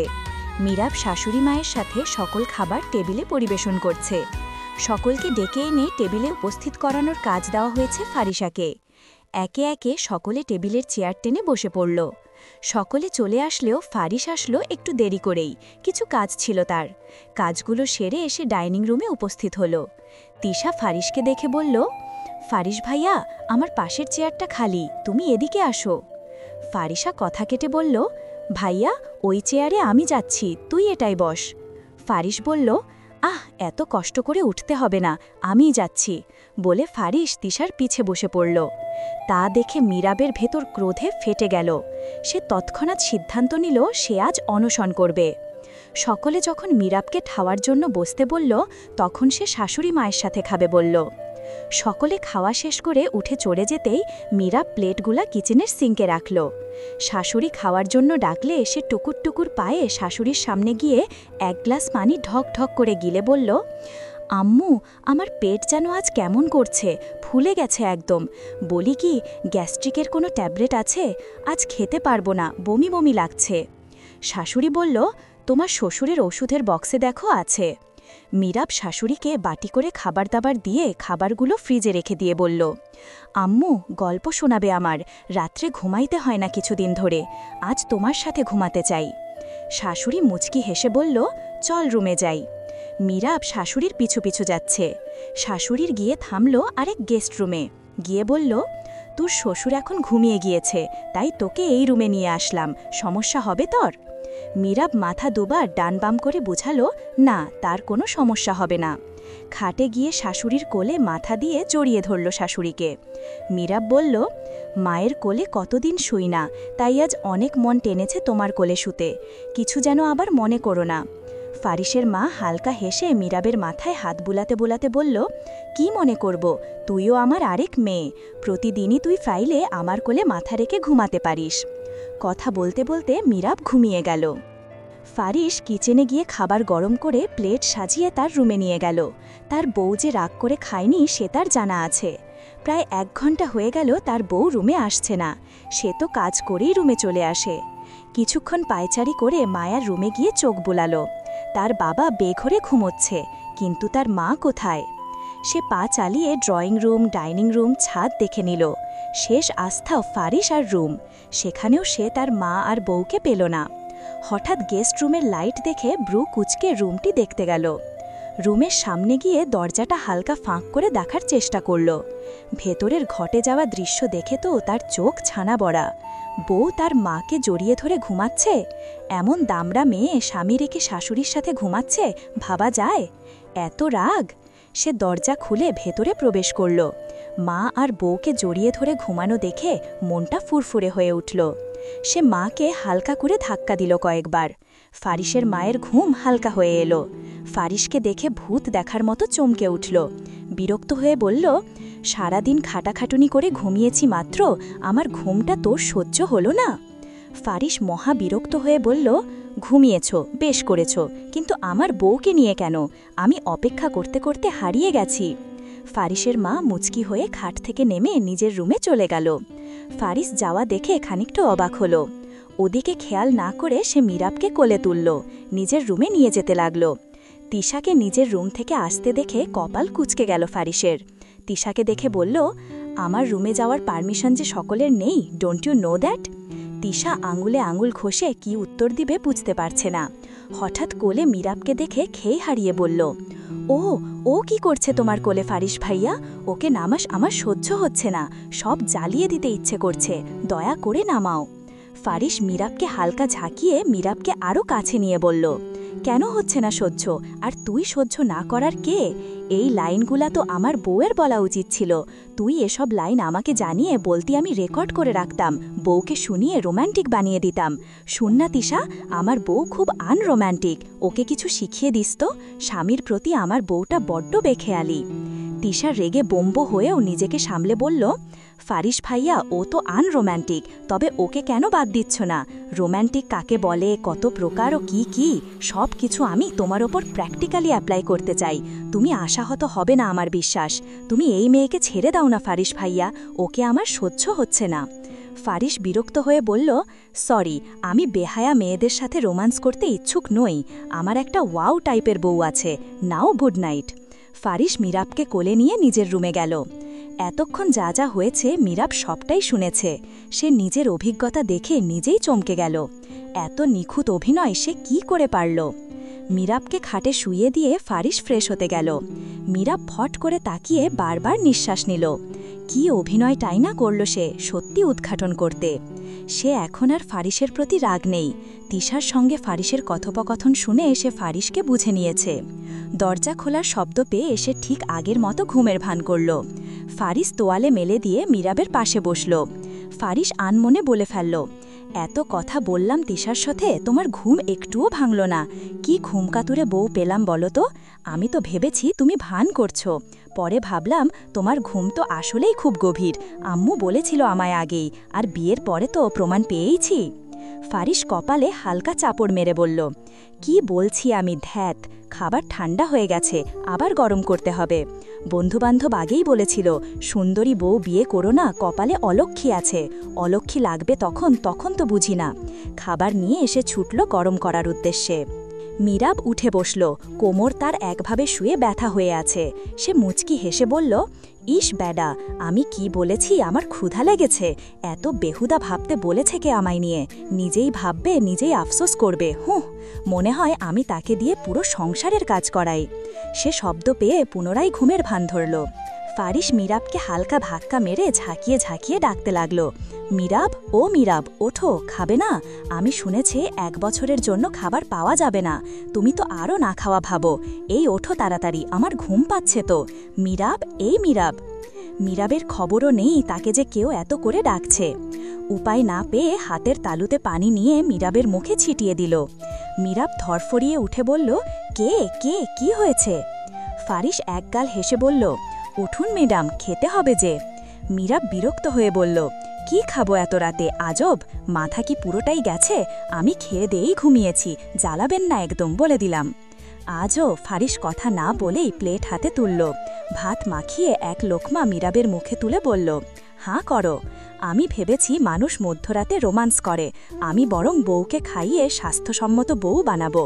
তোমাকে থেকে সকলে যেন বলে স্বাস্থ্যমন্ত্রী, সেই পদক্ষেপ নিচ্ছি, বুঝলে? নাও দেখি হাঁ করো তো। মীরাব হাঁ করল, লোকমাটাও মুখে নিল, কিন্তু বিপত্তি ঘটল সেখানেই।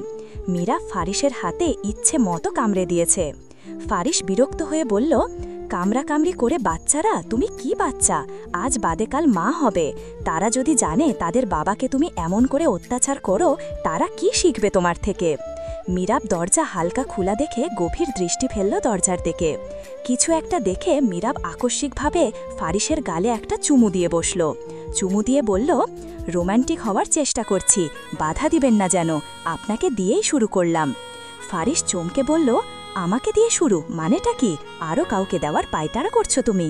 আমাকে দিয়ে শুরু মানেটা কি? আরও কাউকে দেওয়ার পায়তারা করছো তুমি?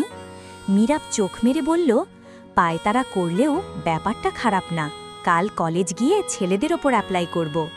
কথাগুলো বলে মীরাব মিটিমিটি হাসতে লাগল। ফারিস ঠোঁট বাঁকিয়ে বলল, সে অ্যাপ্লাই করবে? কলেজে গেলে ঠ্যাং ভেঙে হাতে ধরিয়ে দিব। মীরাব হালকা হেসে বলল, আপনারই ক্ষতি, আমার পা ভাঙলে আপনার সংসার করতে হবে পাশের বাড়ির সখিনার সাথে। ফারিস বলল, আসছে সখিনা, শুনো মেয়ে, কত সুন্দরী সুন্দরী মেয়ে আমার জন্য পাগল, তোমার কোনো ধারণাই নাই। কল দিয়ে আমায় বলে, ফারিস তুমি জাস্ট একটু কথা বলো, আমি তোমার ভয়েস শুনব। আবার বলে, চলো মিট করি, জাস্ট তোমায় এক ঝলক দেখব। লিস্টে এমন হাজার হাজার সুন্দরী থাকতে আমি কেন সখিনাকে বিয়ে করতে যাব? এ তো অধপতনও আমার হয়নি।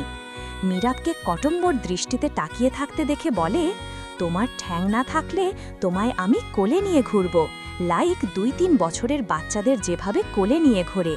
এমনকি ওয়াশরুমেও আমি নিয়ে যাব। ফ্রিতে এত কিছু দেখতে পাবো, জানলে আগেই তোমার ঠ্যাং ভেঙে দিতাম। দাঁড়াও, লাঠি নিয়ে আসছি। মীরাব ভয়ে পা ভেঙে বসল, ভয়ে ভয়ে ঢোক কিনল। এই পাগল ব্যাটাকে দিয়ে সব সম্ভব। সে আয়তুল কুরসি পড়া শুরু করল। ইয়া বড় লাঠি এনে দেওয়ালে ভর দিয়ে দাঁড় করালো লাঠিটা, রেখে এসে খাটে বসল। ভাতে হাত দিতে মাখাতে মাখাতে বলল, ভাত একটাও যদি এঁটো হয় তোমার ঠ্যাং আমি বারবিকিউ করে খাবো। ভাঙার জন্য আগে লাঠি প্রয়োজন, তাই রেখে দিলাম। নাও হাঁ করো তো। মীরাব বলার আগেই হাঁ করে ফেলায় ফারিস মুচকি হাসল। মীরাব ভাত চিবোতে চিবোতে বলল, আপনার ওই বদনজর কেন আমার পায়ে দিচ্ছেন? আর আমি শুনেছি স্ত্রীর এঁটো খাবার খাওয়া স্বামীর জন্য পুণ্যের কাজ।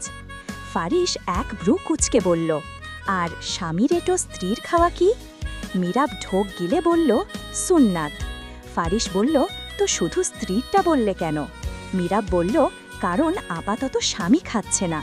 ফারিস মীরাবের কথা বুঝতে পেরে উঠে লাঠিটা নিয়ে এসে বসল। তারপর মীরারকে খাওয়াতে খাওয়াতে বলল, আজকাল অনেক বেশি বকছ তুমি। মীরাব কিছু না বলে মুখ ভোতা করে বসে রইল। তিশা ছাদে বসে আকাশ দেখে ছক কষছে তার পরবর্তী প্ল্যানের। কে তাকে দেখলে ঘুণাক্ষরেও বুঝবে না সে কি করছে। যে কেউ ভাববে সে শুধু মনোযোগ দিয়ে তারা দেখছে। আজ ছাদের কাপড় নিতে শিফার মনে ছিল না, তাই আকাশের ভাবভঙ্গি দেখে মীরাব ছাদের দিকে ছুটল। ছাদে পা দিতেই মীরাবের মন ভার হয়ে গেল। সে বিরক্ত হয়ে বলল, দেখি আমায় আর শান্তি দিবে না, যেখানে যাই সেখানেই এই মেয়ে জঘন্য, বলে উল্টো দিকে হাঁটা দিল। কিছুক্ষণ পর ফারিস ছাদে গেল। সেও তিনাকে দেখে উল্টো দিকে হাঁটা দিতেই তিশা ডাকল, ফারিস ভাই, কি দোষ ছিল আমার? আমি কি মীরাবের থেকে কম সুন্দর ছিলাম যে তুমি ওই দুদিনের অচেনা মেয়েটাকে বিয়ে করে নিলে? আমি যে তোমায় পাগলের মতো ভালোবাসি সেটা তো তুমি জানতে, তাই না? ফারিস বলল, তুই যাকে দুদিনের মেয়ে বলছিস তার সাথে আমার ছোট থেকেই বিয়ে ঠিক হয়েছিল, আর এই বিয়ে আমার বাবা মা তাদের ইচ্ছের জন্য ঠিক করায়নি, আমি চেয়েছি তাই করিয়েছে। আবার এমন না মীরাব আমার বাবা মায়ের অপছন্দের, তাকে আমার ফ্যামিলি যথেষ্ট ভালোবাসে। তিশা ব্যস্ত ভঙ্গিতে বলল, আর তুমি ফারিস ভাই? ফারিস বলল, আমি কি? তিশা বিরক্ত হয়ে বলল, ভালোবাসো মীরাবকে? ফারিস বলল, না বাসলে বিয়ে করে এক রুমে আছি কেন? তিশা দৃষ্টি বারবার ঘোলা হয়ে যাচ্ছে, চোখ মুছে বলল, কখনো তো মীরাবের নামও উচ্চারণ করতে দেখিনি তোমায়, কথাও তেমন বলতে দেখিনি। ফারিস এবার যেন বিরক্তের শেষ পর্যায়ে চলে গেল। আজব, ভালোবাসি বলেই কি নাম নিতে হবে? বলতে হবে আমি তাকে ভালোবাসি? লজ্জা লজ্জা ভান করে ফারিস বলল, মীরাবকে ভালোবাসি বলতে আমার খুব লজ্জা লাগে। এবার সিরিয়াসভাবে বলল, শোন তিশা, ফারিসকে দিয়ে জোর করিয়ে কাজ করানো অসম্ভব। যেটা আমার ইচ্ছে না, আমাকে মেরেও তা করানো সম্ভব না, সেটা তুই ভালো করেই জানিস। আর আমার ভালোবাসা দেখতে আমার বউ আছে, তোর দেখতে হবে না। কথাগুলো বলে ফারিস চলে গেল। মীরাব ফারিসের পিছু পিছুই ছাদে গিয়েছিল। সে সব কথা শুনে মুচকি হেসে ফারিসের আগেই চলে গেল। তিশা ঠাই হয়ে দাঁড়িয়ে রইল। পাশে কফির মগটা আছড়ে ফেলল। মগটা কয়েক টুকরো হয়ে ছিটিয়ে পড়ল ছাদে। মীরাব চুল আছড়ে চিরুনিটা ড্রেসিং টেবিলে রেখে বিছানার চাদর ঠিক করছে।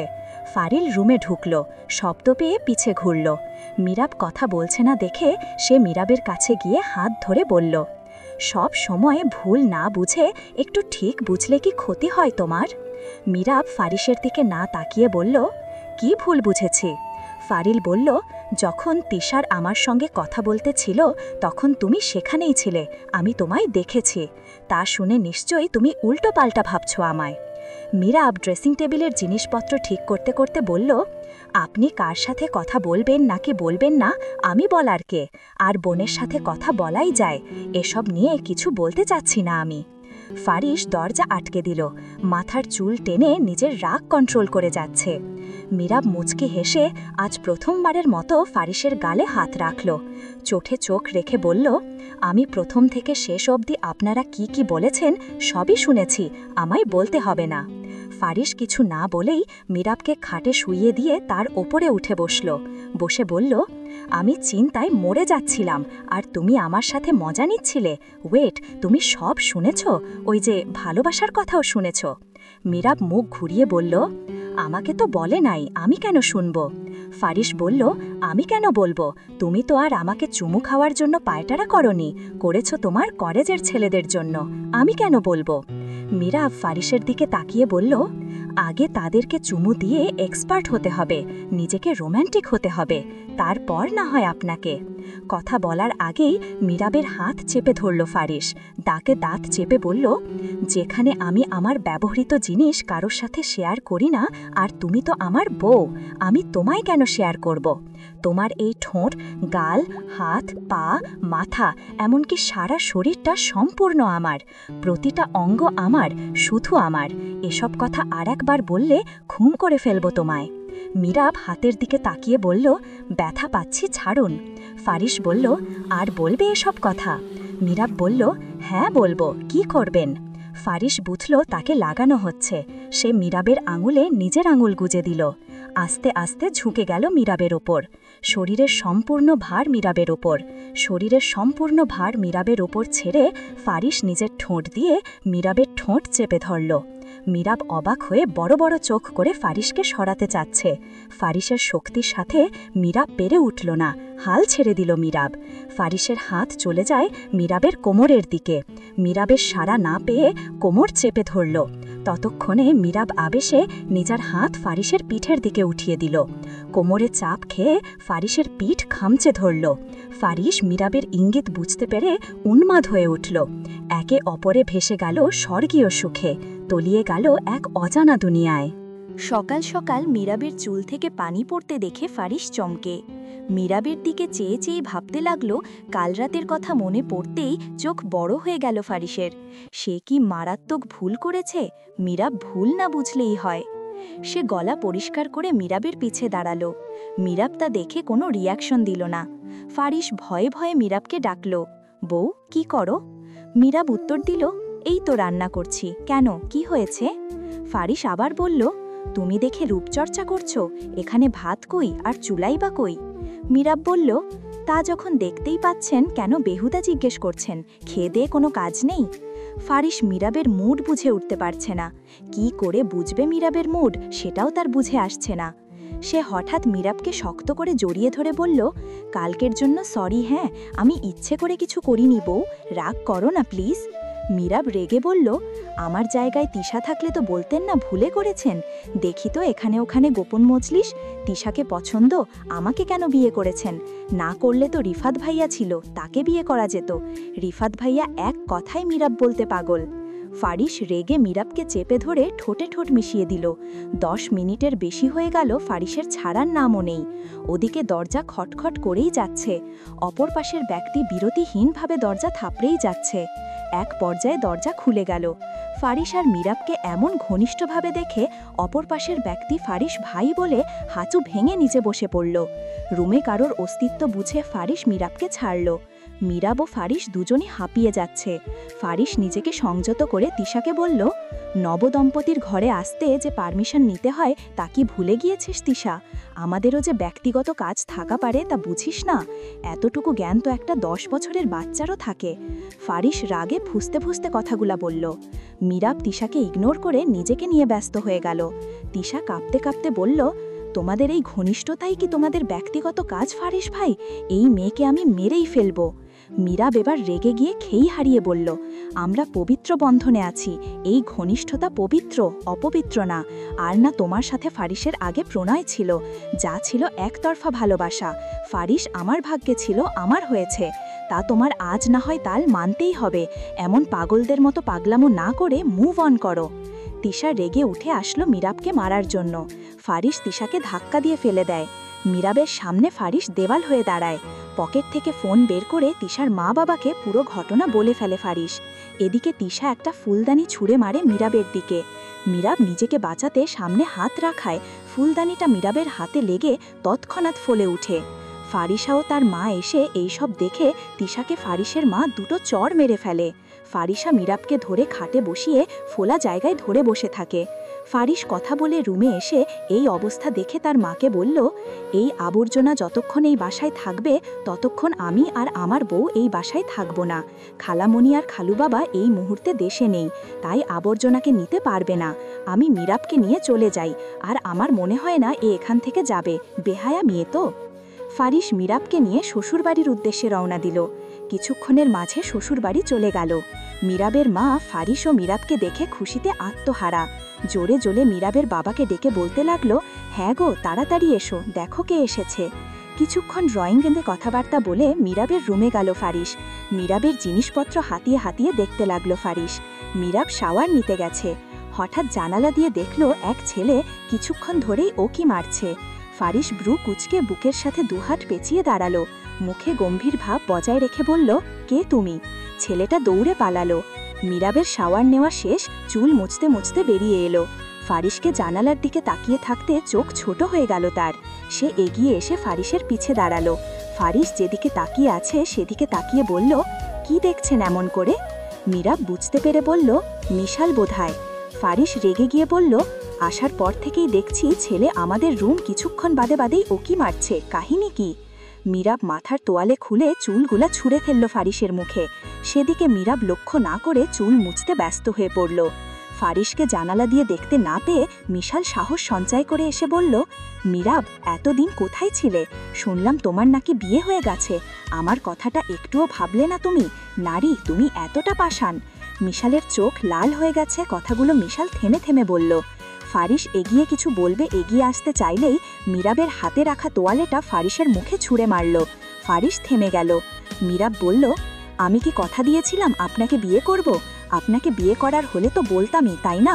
পাষাণ বলতে মুখে বাঁধল না।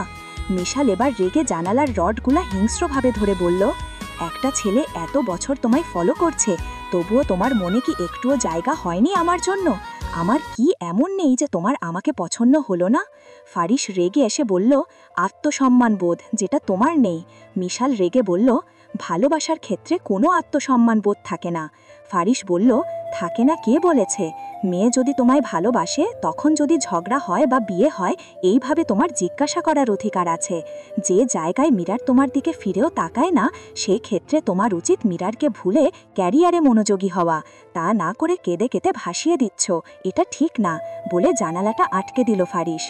হঠাৎ মীরাবের হাতের দিকে ফারিসের নজর যায়। হাতটা নীল হয়ে আছে। হালকা করে ধরে বোঝার চেষ্টা করল ব্যথাটা কেমন। হাত ধরার আগেই মীরাব ওরে বাবারে করে উঠল।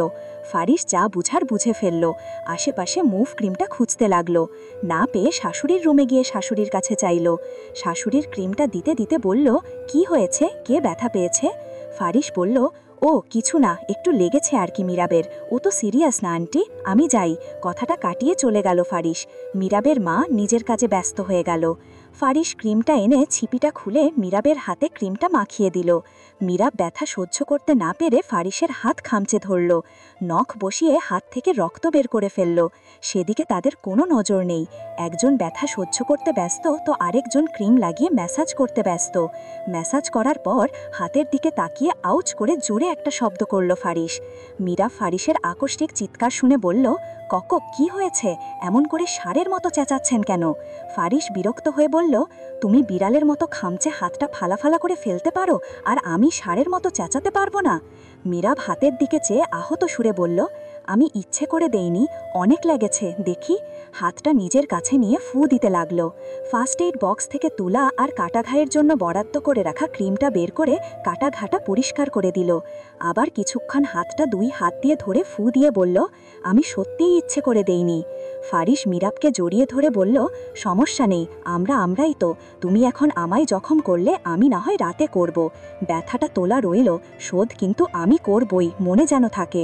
বলে খাটে থেকে ফোনটা পকেটে নিয়ে বলল, একটা কাজ আছে, খুব শীঘ্রই ফিরব, চিন্তা করবে না, আসছি। ফারিস অফিসে কাজ করার পর বিরতির সময় লোকজনের কানাঘুষা শুনছে। অনেকে তো তার দিকে চোখ রেখেই বলছে। ফারিসের মনে খটকা লাগলেও ব্যাপারটা সহজ ভারে এড়িয়ে গেল। দুপুরের খাবার খেয়ে এসে নিজের জন্য বরাদ্দ করা রুমে প্রবেশ করল।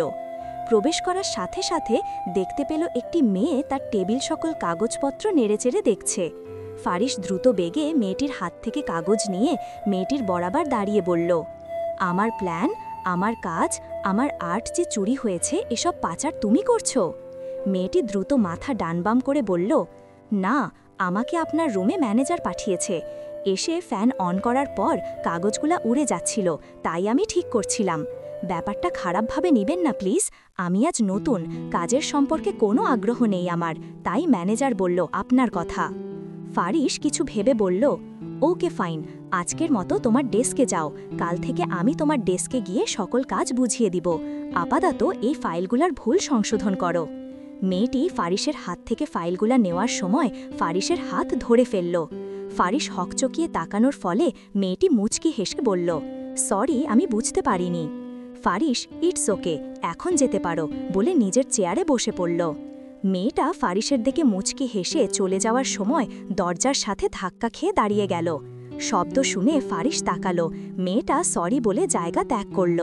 ফারিস মাথায় হাত রেখে বলল, এ কেমন ঝামেলা গলায় ঝুলে পড়ল। সন্ধ্যায় মীরাব রুমে বসে কোরিয়ান সিরিজ দেখছে। আপাতত সকলে ব্যস্ত, তাই সে নাটক নিয়ে বসল। দেখতে দেখতে 3 ঘন্টা পার করল সে। ফারিসের আসার সময় হয়ে এসেছে প্রায়। মীরাব নাটকে এতই বিভোর ছিল, খেয়াল নেই ফারিস আসবে। কিসিং পার্ট মীরাব খুবই আগ্রহ নিয়ে দেখছে। মীরাব, তুমি দিন দিন কি নির্লজ্জ হচ্ছ।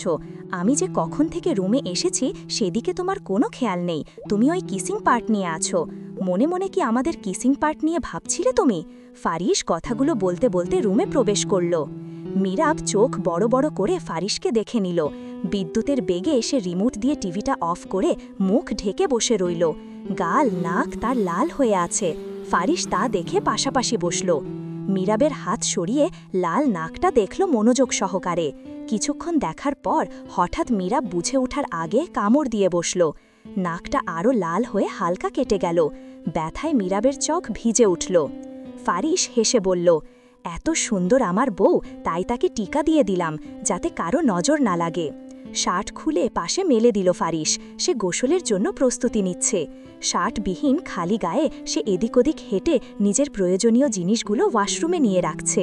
খাটের পাশে তোয়ালে দেখে হাত বাড়িয়ে নিতে গেলে মীরাব তাকে ধাক্কা দিয়ে ফেলে দিল খাটের ওপর। মীরাব বসে পড়ল ফারিসের ওপর। ফারিস এক ব্রু উঁচু করে বলল, আদর চাই? বাইরে থেকে এসেছি, আগে ফ্রেশ হই, দেন সারা রাত তো পরেই আছে। আদর দেওয়া নেওয়ার পাঠ তখনই না হয় চুকাবো। মীরাব বলল, আপনার আদর চাই না, এখন আমি আদর দিব, আপনি শুধু নিবেন।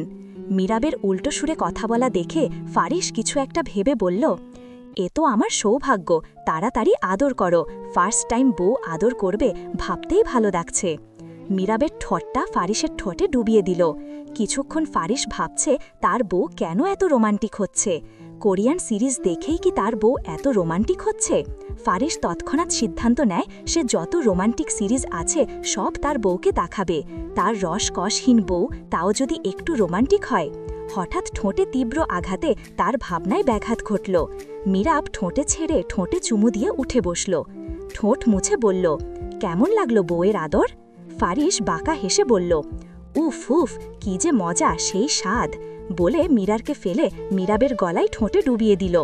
মীরাব আবেশে চোখ বন্ধ করে নিল। কিছুক্ষণ বাদে মীরাবের হাত ফারিসের মাথায় চলে গেল। ব্যাপারটা ফারিস বুঝতে পেরে বাঁকা হেসে ওই চরম মুহূর্তে তার বউকে কামড়ে দিল। উঠে বসে বলল, ঋণ রাখা ভালো না, তাই শোধ করে দিলাম। এস, আমার বাইটে তোমায় এত আমার লাগলে প্রত্যেক দিনই এমন বাইট দিয়ে তোমার শরীরের ভরিয়ে রাখতাম। ব্যাপার না, আজ থেকে শুরু করব, বলে ঠোঁটে একটা চুমু দিয়ে শাওয়ার নিতে চলে গেল। এমন নির্লজ্জ বেহায়া মানুষ আমি আর দুটো দেখিনি। উফ, অসহ্য, বলে হাত পা ছড়িয়ে শুয়ে রইল মীরাব। ফোনের আওয়াজে চোখ খুলে মীরাব। ফারিসের ফোন এসেছে। তিশার নাম দেখে তেলে বেগুনে জ্বলে কলটা রিসিভ করে। হ্যালো বলায় অপর দিকের মানুষ বলে কুশল বিনিময় করে বলল, হ্যাঁ গো ফারিস, আমায় দেখি ভুলেই গেছো, আমরা কত সময় একসাথে কাটাতাম, তুমি এখন তো সময়ই দিচ্ছ না। মীরাব দাঁতে দাঁত চেপে বলল, ফারিস কেন তোমাকে সময় দিবে? ঠিক কী কারণে? কে হও তুমি? তিশা মেয়ে কণ্ঠ শুনে বলে উঠল, ওহ, তুমি ফারিসের বোন, সরি, হ্যাঁ আমি বুঝতে পারিনি। তুমি একটু ফারিসকে ফোনটা দাও না, একটু জরুরি কথা আছে। মীরাব রেগে বলল, ফারিসের সাথে কি জরুরি কথা যা আমায় বলা যাবে না? কে আমি জানেন? তিশা বলল, না। মীরাব ফের বলল, না যেন বোন কেন ভাবছেন? আমি তার বউ। আর শোনো তিশা, ফারিসকে আমি তোমার সাথে কথা বলতে দিব না আর। আমি শুধু আমার। চোখ তুলে তাকালে তখন শান্ত থাকলেও পরবর্তীতে আমাকে শান্ত পাবে না, তাণ্ডব লাগিয়ে দিব। বাই দ্য ওয়ে, আমি ফারিসের বাচ্চার মা হতে যাচ্ছি। 2 মাস চলছে, ভবিষ্যতে আরও 5টা জন্ম দিব। আমার স্বামীর দিকে তাকালে চুল কেটে ন্যাড়া করে দিব বেয়াদব। কথাগুলো বলে ফোন কেটে দিল। সে আজ খুব বড় একটা কাজ করেছে। বড় বড় নিঃশ্বাস নিচ্ছে। হঠাৎ ওয়াশরুমের দিকে তাকিয়ে ভ্যাবা চাকা খেয়ে গেল মীরাব। ফোনের দিকে তাকিয়ে মনে মনে বলল, এই লোক তোর কথা শুনেনি মীরাব, শান্ত থাক। মীরাব চুপচাপ হেঁটে বাইরের দিকে যাচ্ছিল। ফারিস চুল মুছতে মুছতে বলল, আমার বউ প্রেগনেন্ট আর আমিই জানি না, তাও তার নাকি 2 মাস চলছে।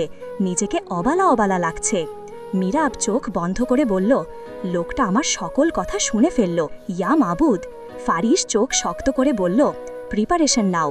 মীরাব অবাক হয়ে বলল, কেন? ফারিস বলল, ফোনে বললা তুমি আমার বাচ্চার মা হচ্ছ, তাও নাকি 2 মাস চলছে। তুমি জানো না মিথ্যা বলা পাপ।